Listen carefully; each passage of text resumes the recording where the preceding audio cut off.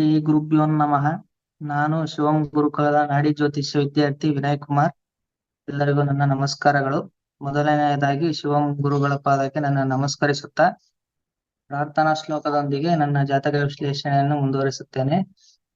ಆರೋಗ್ಯಂ ಪ್ರದದಾತುನೋ ದಿನಕರಃ ಚಂದೋ ಯಶೋ ನಿರ್ಮಲಂ ಭೂತಿಂ ಭೂಮಿ ಸುತಃ ಸುಧಾಂಶು ತನಯ ಪ್ರಜ್ಞ ಗುರುರ್ಗೌರವಂ ಕಾವ್ಯ ಕೋಮಲ ವಾಗ್ವಿಲಾಸ ಮುತುಲಂ ಮಂದೋ ಮುದಂ ಸರ್ವದ ರಾಹು ಬಾಹುಬಲಂ ವಿರೋಧ ಶಮನಃ Ketu ಕುಲಸ್ಯೋನ್ನತಿಂ.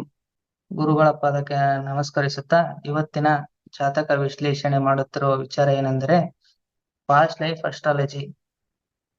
Past life astrology ಅಂದರೆ ನಮ್ಮ ಹಿಂದಿನ ಜನ್ಮದ ಸಂಚಿತ ಕರ್ಮ ಏನೇನಿದೆ ಅಂತ ತಿಳಿದುಕೊಳ್ಳುವುದಾಗಿರುತ್ತದೆ. ನಾವು ಹುಟ್ಟು ಸಾವಿನ ಮುಕ್ತಿ ಪಡೆಯಬೇಕೆಂದರೆ ಹಳೆಯ ಕರ್ಮಗಳ ಬಗ್ಗೆ ತಿಳಿದುಕೊಳ್ಳುವುದು ಮುಖ್ಯವಾಗಿರುತ್ತದೆ. ಒಂದು ಆತ್ಮಕ್ಕೆ ಮೋಕ್ಷ ಪಡೆದುಕೊಳ್ಳುವುದಕ್ಕೆ ಭಗವಂತ 12 ಮನುಷ್ಯ ಜನ್ಮವನ್ನು ಕೊಟ್ಟಿರುತ್ತಾನೆ. ತಾವು ಈ ಜನ್ಮದಲ್ಲಿ ಯಾವುದಾದರೂ ಮಧ್ಯ ಜನ್ಮದಲ್ಲಿ ಶ್ರಮ ವಹಿಸಿ ಅದೇ ಜನ್ಮದಲ್ಲಿ ಮೋಕ್ಷ ಪಡೆಯಬಹುದು. ಇಲ್ಲವಾದರೆ ಒಂದು ಜನ್ಮದಿಂದ 12ನೇ ಜನ್ಮಕ್ಕೆ ಬಂದರೆ ನಮಗೆ ಸ್ವಾಭಾವಿಕವಾಗಿ ಮೋಕ್ಷ ಸಿಗುತ್ತದೆ. ಈ ಕಾಲಪುರುಷ ಕುಂಡಲಿಯಲ್ಲಿ ಅಂದರೆ ಮೇಷ ರಾಶಿಯನ್ನು ಮೊದಲನೆಯ ಜನ್ಮ ಎಂದು ತೆಗೆದುಕೊಳ್ಳಲಾಗುತ್ತದೆ. ಪುರುಷರಲ್ಲಿ ನೋಡುವುದಾದರೆ ಪುರುಷರಲ್ಲಿ ಗುರು ಗ್ರಹರು ಜೀವಕಾರಕರಾಗಿರುತ್ತಾರೆ. ಸ್ತ್ರೀಯರಲ್ಲಿ ಶುಕ್ರ ಗ್ರಹರು ಜೀವಕಾರಕರಾಗಿರುತ್ತಾರೆ. ಮೇಷ ರಾಶಿಯಲ್ಲಿ ಜೀವಕಾರಕರು ಸ್ಥಿತರಿದ್ದರೆ ಅವರು ಮೊದಲನೆಯ ಜನ್ಮ ಎಂದು ಪರಿಗಣಿಸಲಾಗಿರುತ್ತದೆ.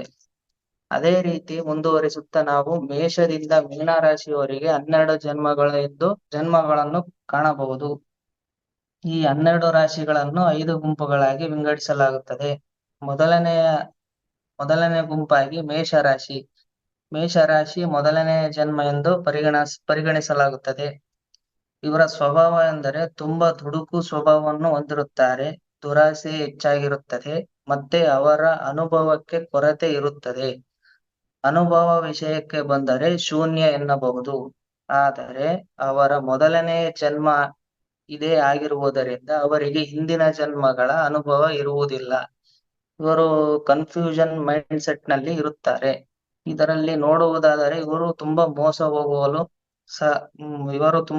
ಹೋಗುತ್ತಾರೆ. ಎರಡನೇ ಗುಂಪಾಗಿ ವೃಷಭ ಮಿಥುನ ರಾಶಿಯನ್ನು ಜೀವಕಾರಕರಾಗಿ ಸ್ಥಿತರಾಗಿದ್ದರೆ ಎರಡನೇ ಗುಂಪಾಗಿ ಪರಿಗಣಿಸಲಾಗುತ್ತದೆ. ಈ ಜಾತಕರು 2ನೇ ಮತ್ತು 3ನೇ ಜನ್ಮವನ್ನು ಹೊಂದಿರುತ್ತಾರೆ. ಇವರು ಸ್ವಭಾವಕ್ಕೆ ಬಂದರೆ ಪ್ರಾಫಿಟ್ ಮೈಂಡ್ ಸೆಟ್ ಇರುತ್ತದೆ. ಎಷ್ಟೇ ಕೊಟ್ಟರೂ ತೃಪ್ತಿ ಇರುವುದಿಲ್ಲ. ಬೇಕು ಬೇಕು ಎನ್ನುವಂತಹ ಮನಸ್ಥಿತಿಯನ್ನು ಹೊಂದಿರುತ್ತಾರೆ. ಇವರು ತುಂಬಾ ಪ್ರಾಕ್ಟಿಕಲ್ ಮೈಂಡ್ ಸೆಟ್ ಅನ್ನು ಹೊಂದಿರುತ್ತಾರೆ.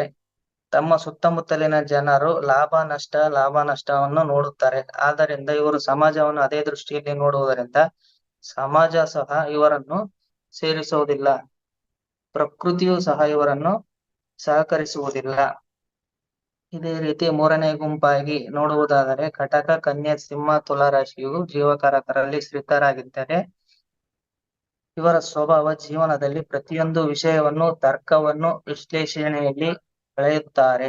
ಪ್ರತಿಯೊಂದು ಇದು ಹಿಂಗೆ ಆದಂಗೆ ನಾನೇ ಹೇಳಿದ್ದು ಸರಿ, ನಾನೇ ಮಾಡಿದ್ದು ಸರಿ ಎನ್ನುವ ಒಂದು ಮನಸ್ಥಿತಿಯನ್ನು ಇವರು ಹೊಂದಿರುತ್ತಾರೆ.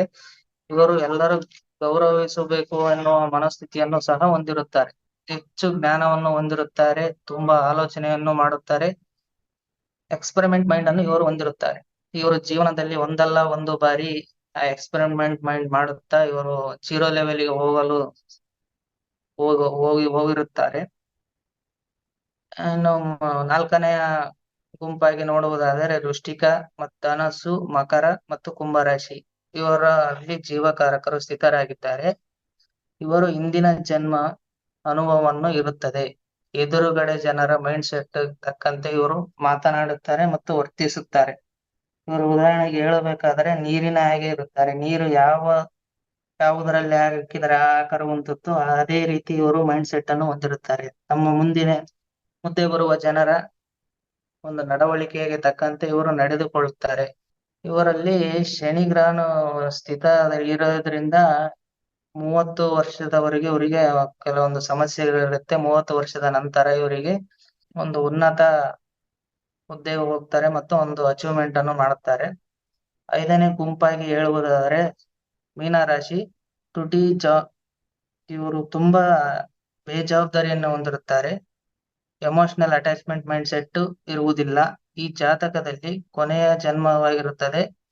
ಇವರು ಹೇಳುವುದಾದರೆ ಇವರು ಹಳೆಯ ಜನ್ಮ ಗೈಡ್ಲೈನ್ಸ್ ಇರುವುದರಿಂದ ಇವರಿಗೆ ಕೊನೆಯ ಜನ್ಮ ಆಗಿರುವುದರಿಂದ ಇವರು ಯಾವುದರಲ್ಲಿ ಇಂಟ್ರೆಸ್ಟ್ ಅನ್ನು ತೋರಿಸುವುದಿಲ್ಲ. ಈಗ ಜಾತಕ ವಿಶ್ಲೇಷಣೆ ಅಂತ ಬಂದರೆ ಮೊದಲನೆಯದಾಗಿ ಪುರುಷ ಜಾತಕ. ಈ ಪುರುಷ ಜಾತಕದಲ್ಲಿ ಜೀವಕಾರಕರಾದ ಗುರುಗ್ರಹರು 9ನೇ ಮನೆಯಲ್ಲಿದ್ದಾರೆ. ಅಂದರೆ ಇವರದು 9ನೇ ಜನ್ಮವಾಗಿರುತ್ತದೆ. ಇವರಿಗೆ ಹಿಂದಿನ ಜನ್ಮ ಅನುಭವ ಇರುವುದರಿಂದ ಇವರು ಮುಂದೆ ಏನ್ ಮಾಡ್ಬೇಕು ಏನ್ ಬಿಡ್ಬೇಕು ಅನ್ನೋದು ಇವರಿಗೆ ಆಲೋಚನೆ ಇರುತ್ತದೆ. ಇವರು ಅವರಿಗೆ ಜನರಿಗೆ ತಕ್ಕಂತೆ ಇವರ ವರ್ತನೆಯನ್ನು ಬದಲಾಯಿಸಿಕೊಳ್ಳುತ್ತಾರೆ. ಇವರ ಈ ಗ್ರಹದಲ್ಲಿ ಶನಿ ಗ್ರಹರು ಧನಸ್ಸು ರಾಶಿಯಲ್ಲಿ ಸ್ಥಿತರಿರ್ತಾರೆ. ಆದ್ದರಿಂದ ಇವರು 30 ವರ್ಷದವರೆಗೂ ಕೆಲವೊಂದು ಸಮಸ್ಯೆಗಳಿಗೆ ಈಡಾಗುತ್ತಾರೆ. ಇದಾದ ನಂತರ ಇವರಿಗೆ 30 ವರ್ಷದ ನಂತರ ಉನ್ನತ ಹುದ್ದೆಗೆ ಹೋಗಲು ಸಂಭವವಿರುತ್ತದೆ ಮತ್ತು ಇವರು ಅಚೀವ್ಮೆಂಟ್ ಮಾಡಲು ಅರ್ಹರಾಗಿರುತ್ತಾರೆ. ಇನ್ನೊಂದು ಎರಡನೇ ಜಾತಕ ವಿಶ್ಲೇಷಣೆಗೆ ಹೋಗುವುದಾದರೆ ಇದು ಸ್ತ್ರೀ ಜಾತಕವಾಗಿರುತ್ತದೆ. ಸ್ತ್ರೀ ಜಾತಕ ಇದರ ಜೀವಕಾರಕರಾದ ಶುಕ್ರ ಗ್ರಹನು 12ನೇ ಮನೆಯಲ್ಲಿದ್ದಾನೆ. ಅಂದರೆ ಮೀನರಾಶಿಯಲ್ಲಿದ್ದಾನೆ. ಮೀನರಾಶಿ ಅಂದ್ರೆ ಇದು